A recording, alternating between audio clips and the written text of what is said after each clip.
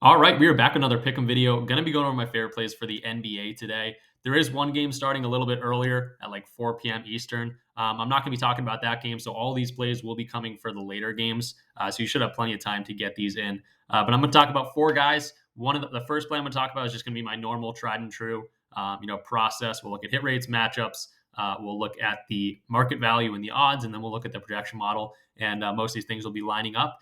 And then the other three picks are going to be more personal plays, more kind of intuition plays, some injury implications and things like that. But I really, like what I came up with today. And I'm just letting you know that some of these picks aren't going to be my traditional where, everything is lining up and pointing in the right direction. But we will start off with a guy that is. But before we get into things, I do want to say if you're new to this channel, definitely go ahead and subscribe. We rip out daily content like this each and every day. So if you're, doing pick'em stuff, definitely you'll like this content. Leave the video a like. If this video gets 150 likes, I will pick any comment down below. It's going to do like a random comment, and you'll get a free month of the Discord. I'll talk about the Discord in a little bit. We had an awesome day yesterday, and I will show that off in a little bit. But yeah, 150 likes. We just missed out yesterday. I think we had 125 likes or something like that. So get this thing to 150 likes. Again, would give you guys a free month of the Discord, a random comment down below. So you got to comment to enter also. But if you're new here again, we go over our plays every single time. I'm going to show them on the screen. I'm not going to brush over them. So real quickly, Clint Capella and Kyle Kuzma crushed their lines. We talked about Kyle Kuzma's fantasy score. That's like the third day in a row or something that a fantasy score line has popped up as we've been doing the video, and he absolutely crushed his fantasy score line. Points was a little bit more sweaty, but he ends up crushing it in that last stint, 3 or 4 minutes left in the game. And he was playing aggressive, but I don't know what his fantasy score was. He had like 60 or something on like a 38 line. And then same thing with Capella. Wasn't scoring the ball well early, but he was gobbling up some rebounds and then ended up going on a little streak by himself to crush his line.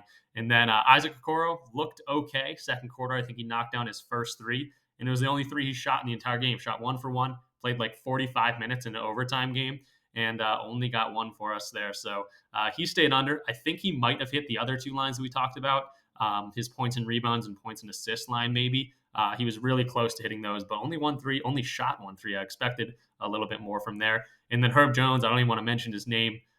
His name's Herb, but he looked like a vegetable on the court, I want to say. Didn't do anything. This 7 is like, he hit like a random 3 that didn't even matter down the stretch of that game because the Pelicans were up so much. And then Philly, I think they were up literally 35, and then Philly ends up coming back. But Herb, yeah, disappointed there. Probably won't be going to him for a while, but 2 for 4, not the best in the world, but definitely going to try to improve on that. And yeah, let's jump into the board and talk about our first play. And we're going to be going to Oscar Thompson. This is going to be the play that's going to be, again, everything pointing in the right direction, everything checking out. And it's going to be 6.5 rebounds. I think you could go to him a few different ways, and we will see that when we look at the projections and the odds and things. But I'm just going to go to 6.5 rebounds. I actually have had this guy on my fantasy team before, and when he was getting the minutes earlier in the year, and he was a rebounding machine. So I know he can rebound the ball. Sometimes I can't always trust his scoring, but I think he's going to get a ton of minutes against Dallas today. And, one of the higher scoring games of the night.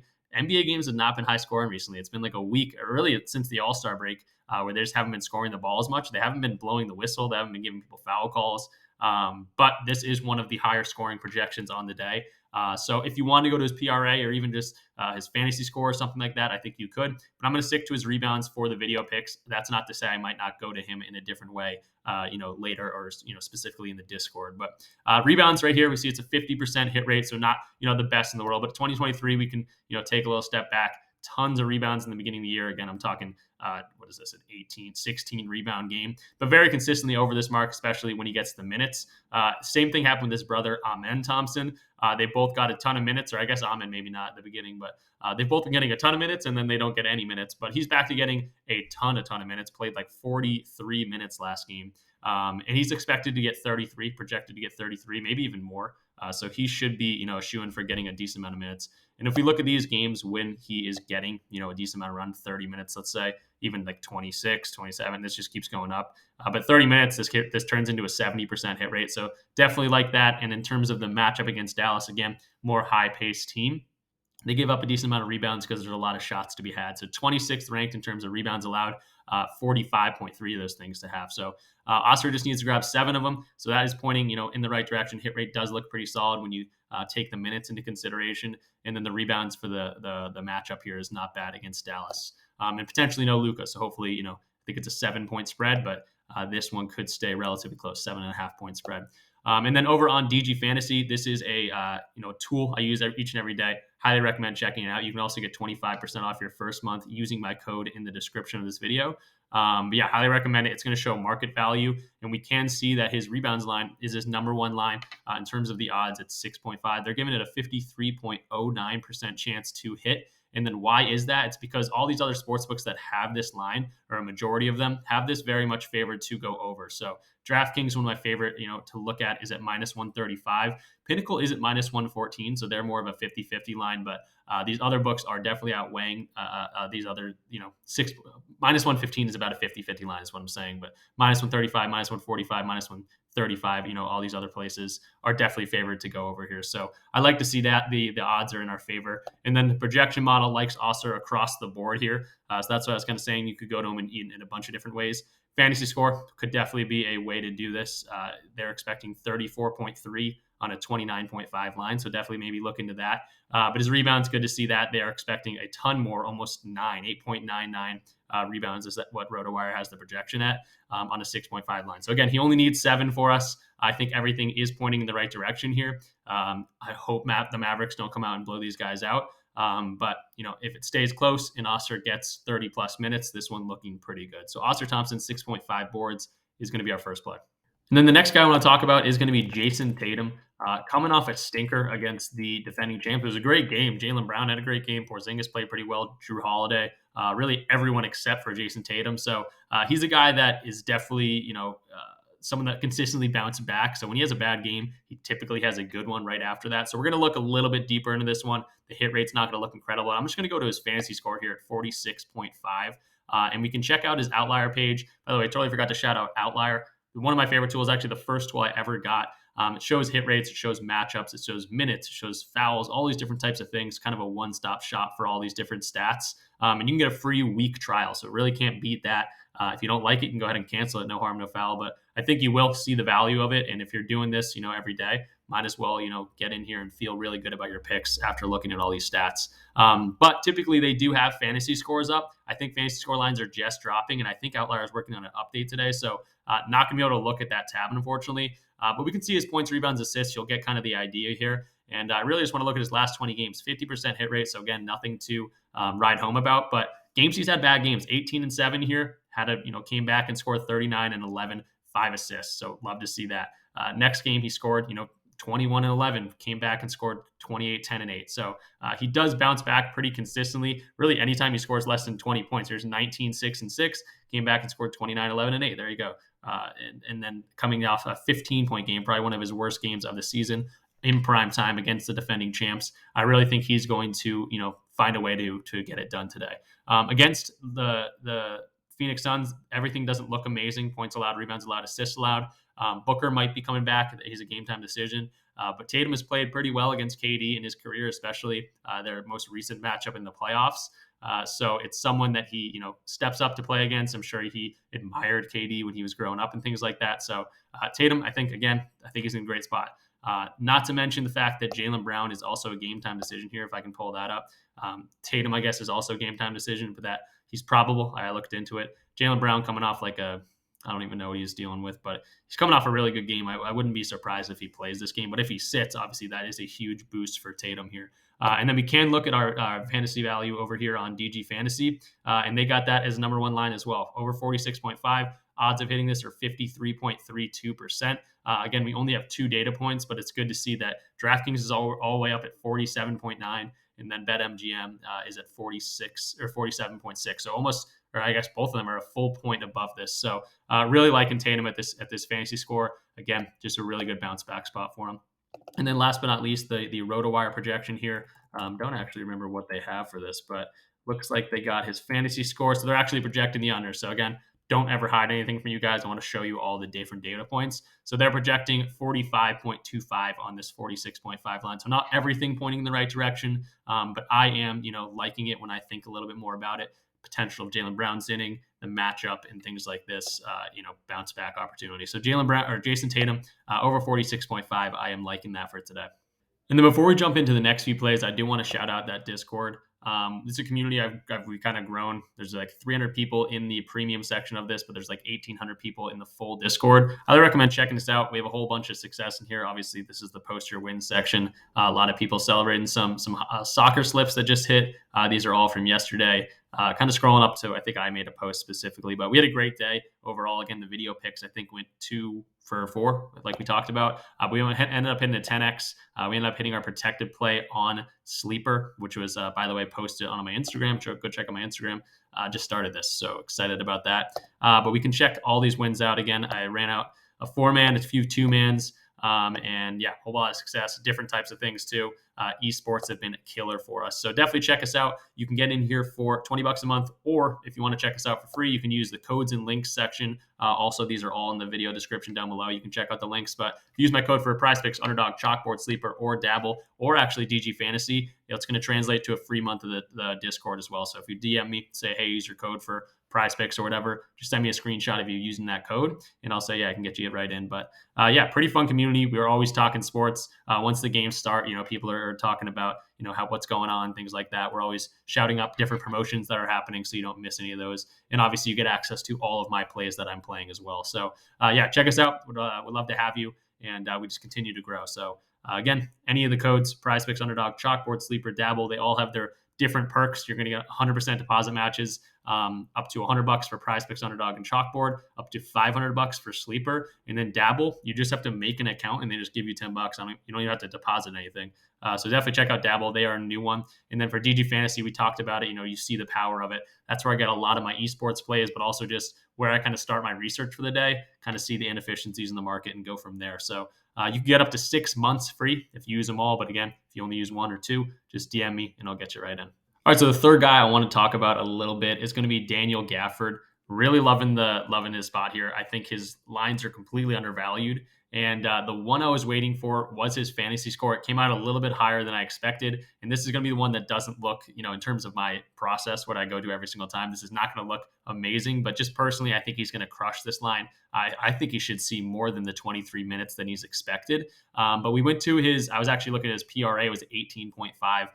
Last night, his points and rebounds was 17.5. We attacked that in the Discord. So it's good to see his lines are moving in the right direction, and his odds are also moving in the right direction as well. So fantasy score at 28.0 against, again, we already talked about this matchup with Dallas and Detroit. He's going up against Jalen Duren. He's going up against Isaiah Stewart. They're going to need his big body down there, and there's no Derek Lively for the Mavericks. So I think he should get more minutes than the 23 expected. But when he gets at least 23, he hits this line pretty consistently. So I got this page over here again. Outlier not showing fantasy scores right now for some reason. I think they are working on an update or something. We can see 57% hit rate. Obviously, he changed teams. Was on the Wizards, now he's on the Mavericks. So we can see games played with Luka. Some of these games are going to be on the Wizards, so just be careful about that. So since playing with Luka, he's hit this in a little bit under 50% of the time. You can see these games, like what is going on? He's just not getting minutes at all. 6 minutes in 2 of those games, 13 minutes here. But when he gets, those 20 minutes or so, he has been doing a pretty solid job.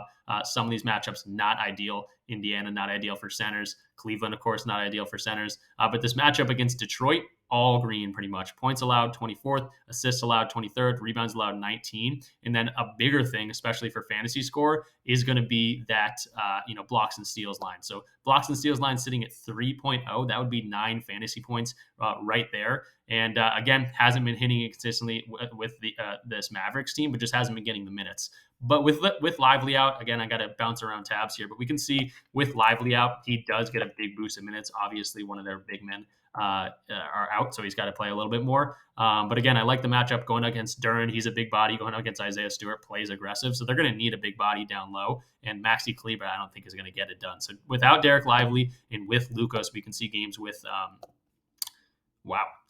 with Luka and without Lively. We see he's played 2 games. He had 1 block against the Oklahoma City Thunder. This was a game that the Mavericks dominated. Didn't even need to play 17 minutes here, but he got 24. That's about where he's going to get today against Washington. And he had 5 blocks and 2 steals. So we know he can, rack up these blocks and steals. So that's good right off the bat for fantasy score. But then for PRA, same thing. Let's look at games without Lively, and then let's look at games with Luka. So we want to see those 2 games again.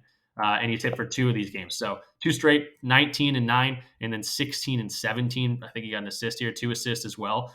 So huge games, crushed his lines when he got a little bit more minutes. Again, this was only in 17 minutes. This was more of the 24, what we're expecting today. So yeah, I think he's going to crush this line. I think his lines are a little bit too low in the matchups. Gold for this. I forgot to even show for blocks and steals to centers. They give up a whole bunch. They're like 25th ranked in both those categories. So I love the matchup here for Gafford. I think he plays at least 24 minutes, and when he does on the Mavericks without Lively, he's been crushing it. So I like Gafford today. Maybe more of a personal play because the fantasy value or the DG fantasy value is not loving this. They're projecting the under here on this 28.0 line. This line actually started at 28.5. It got bumped like immediately, but it's because BetMGM has this 26.7. The good news here is that this came out at 26.2. So they are also moving in the right direction. I think this is one that will continue to trend upwards. But because the odds are so low to hit on the under here, this might even drop to 27.5. So we might even get a little bit more value if we take the over on 27.5. But again, personal play. The odds are not liking this one at all. But when I look into the matchup and things like that, it's something that I want to play. And then I got Gafford over here as well for the projection model. PRA, they're on the under. Fantasy score, they are slightly on the under. Again, that's what we're going to. 27.85. So it's good to see they're not ridiculously on the under, kind of like the odds, but they are, right around that number. So Gafford, I'm liking him again. If you don't want to play it because the odds and everything not checking out, I don't mind that, but I think Gafford's going to crush it today. And then the last guy I want to go to is going to be Jonathan Kuminga. His lines keep moving all over the place. The original one I was going to do at the beginning of this video was going to be his 27.5 points and rebounds. That did get bumped up to 28.5. I was going to pivot to his 21.5 points. That got bumped up to 22.5. So good to see his lines trending in the right direction. But the biggest news here is no Steph Curry, and Kuminga's especially recently been kind of that guy they go to. And without Curry, I think his usage is going to be through the roof. He's got a great matchup against the Spurs, who give up a decent amount of points, and they got no Wembanyama down low. So for someone that drives pretty consistently, this is going to be a great matchup for Kuminga. So I think you could go to a few different ways. Again, you could play the bumps on the points or the points and rebounds, but just going to go to his points and assists just because that's the best in terms of the over his lines in terms of odds. Points and assists right here at 24.5, 51.26% hit rate. Again, DraftKings has is at minus 125. So the few books that have this are on the over for sure. And then you can see the unders being favored. That's not to say they're expecting him to go under that line. It's just because this line got bumped up a little bit too much. So at 21.5, this is expected to go over because that's where the odds were. But if you want to just run out his assists too, looks like that's a good EV bet at 3 assists. He's been, I think pretty consistently hitting that. So you could definitely run that out. But again, I think Kuminga just has a good scoring game, good usage game, and 24.5 just is the best one on the board right now. But I have his lines popped up over here. Again, I just didn't refresh Outlier, but this will kind of give you the gist of everything. We see a whole lot of green on the under here. We're going on the over, so we want to see all that red. 20% of the games he's gone over this. Again, very much a minutes play. He was not getting the minutes earlier in the year. Steve Kerr was not playing him. But now that they realize he's too good to not play, he's been getting a ton of minutes. You can see the drop-off coming here just because they've gotten a little bit more healthy with, Klay Thompson, Chris Paul, Andrew Wiggins all playing. But without Steph, he should see, 33, 35 minutes tonight. And we can see, that translates pretty well when he gets the minutes. Obviously, if he gets 35 minutes, it's been pretty good here. But even 30 minutes, a lot better than that 20% hit rate. And then in the games without Steph Curry, he's only played 3, and he's only played 1 recently. So this was against the Bucks. This was 113. This is when he started getting those minutes. He almost got there back in November. So again, when he wasn't getting consistent minutes, and he had 21 points, and then back in November again, just didn't get the minutes at all and wasn't involved in the offense. But he's got the confidence. He's got a great matchup against San Antonio. Again, points allowed I have showed right here. And no Wembanyama down low. So someone that drives should be having a good day today. So good to see those lines are moving in the right direction. If this one gets bumped as well, maybe you go off Kuminga, but I did want to point him out as someone that I think is going to have a pretty good day. And then over on the projection model, again, not someone that they are absolutely loving today. Actually, most of these favored on the under just slightly. But again, our points and rebounds line was at 27.5. They're expecting 27.98. So that was the one I was, excited to show you guys. But they get bumped up. Lines are always moving. But you can, do with this is what you want. But I think Kuminga has a great day, great matchup and everything for today. But yeah, that's going to do it for today's video. Again, little recap for everyone. Jonathan Kuminga over 24.5 points and assists was going all over to his. I think he's just going to have a good game. I think you could go to him in a lot of different ways, but if this gets bumped up too much, maybe just stay off him. Daniel Gafford, again, this was one of the one that was untraditional in terms of the way I make picks. But I think personally, I think Gafford's going to get a decent amount of run. They'll have to play his big body against Detroit's big bodies, and he crushes this line when he gets the minutes with no Lively, especially. Jason Tatum over 46.5 fantasy score, bounce back spot for him coming off the worst game probably of his season. So he should bounce back. Potentially no Jaylen Brown as well. And then Thompson over 6.5 rebounds. Everything pointing in the right direction for that one. But yeah, before we leave, I do want to shout out the Discord one more time. Again, you can get in here for free just by using any of my codes or links for PrizePicks, Underdog, Chalkboard, Sleeper, Dabble, or DG Fantasy. Definitely come try us out. If you don't like us, go ahead and leave. But you can get in here again for free, or it's $20 a month to get into the premium part of the Discord. Just more invested sports bettors, people that just like sports in general. But yeah, come in here, check us out. Also want to shout out the Instagram page. We've been killing it over here. Went 3-0 on yesterday's video. Sleeper had a $25 protected play. So not sure if I'll get to a reel today, but I will try my best. And again, just been killing it in the 7 days that we've been on here. So give me a follow over there. And then lastly, again, if this video gets 150 likes, I'm going to give away a free month of the Discord to someone in the comments. So comment anything down below, like the video to try to get it to 150, and then subscribe if you're new. I'll see you guys tomorrow.